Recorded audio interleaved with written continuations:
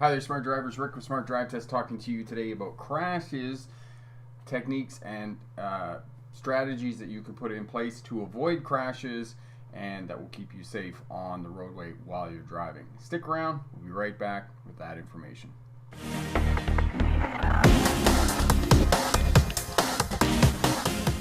So, Jonathan, sorry that I missed the last stream. It was on Tuesday and I was still at work. They're going to train me to drive the big school buses in the summer. I'm going to be a big boy school bus driver. That's awesome, Jonathan. I'm happy to hear that they're moving you up and promoting you and giving you training. It's always great when you hear that employers are doing that, whatnot. And we can talk a little bit about the martial arts tournament I was at yesterday with my kids.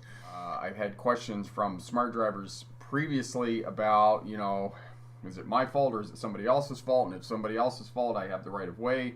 And for those of you who've been on the channel for a while, you know that I say that you can be right or you can be dead right. And, it simply means, it takes two people to be involved in a crash. And yes, you may have the right of way, but if another person is in your space, you're not simply going to drive into that person. You're going to do what you can to avoid that crash with that other person.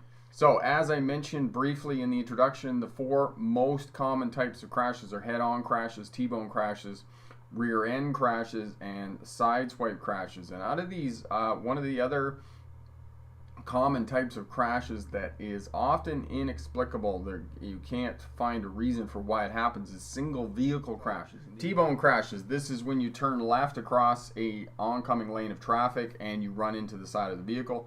These two are also often fatal crashes because the sides of the vehicles, the doors on the vehicles do not offer much protection in terms of safety features. All right, living room. This is basically speed and space management, and you're managing speed so that you have space around your vehicle. And you can see here, this is what I was talking about in the image here. You can see the cluster of vehicles up here. This is the cluster of vehicles. You want to stay away from this. You don't want to be in this cluster. Adco, I am following too close. I don't feel comfortable to watch my mirrors that much because I am always ready to react, so I have to back off most of the time. Yes, if you have under ideal conditions, you should have a 2 to 3 second following distance minimum. If you've got that buffer of space in front of your vehicle and you're on cruise control and other vehicles are not maintaining a steady speed, what's going to happen is that your speed is going to close up a little bit. They're going to speed up and they're going to pull away from you, and then you're going to come up, and it's always going to be your vehicle kind of moving in and out of that buffer of space, and it's going to keep you safe because you're always going to have that 2 to 3 second following distance. Years ago when I was driving truck, I had a load that was going to Reading, Pennsylvania. So I drove from Ontario down to Reading, Pennsylvania. It was about 8 hour drive, 8 hour drive. I can't remember exactly. So I get down there and I'm early. It's about 4 o'clock in the morning. I have a delivery at 8 o'clock.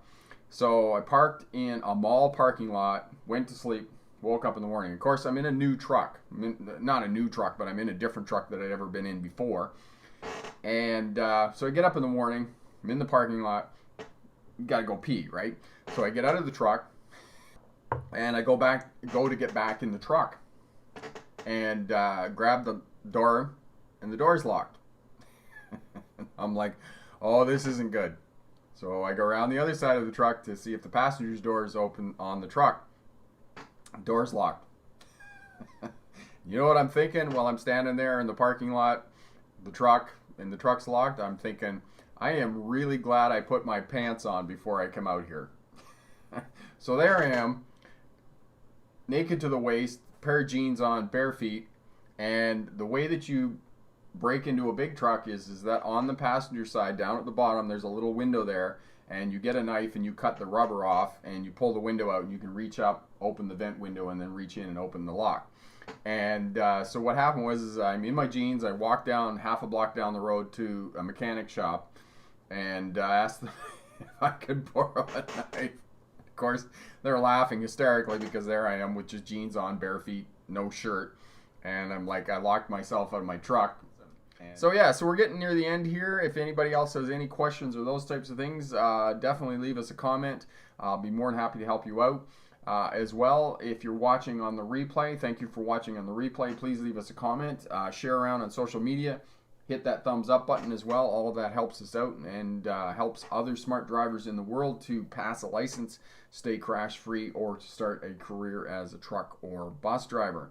And if you have a road test coming up in the next couple of weeks, good luck on that. All the best, and be sure to drop back and let us know how you did on that. And remember, pick the best answer, not necessarily the right answer. Have a great night. Bye now.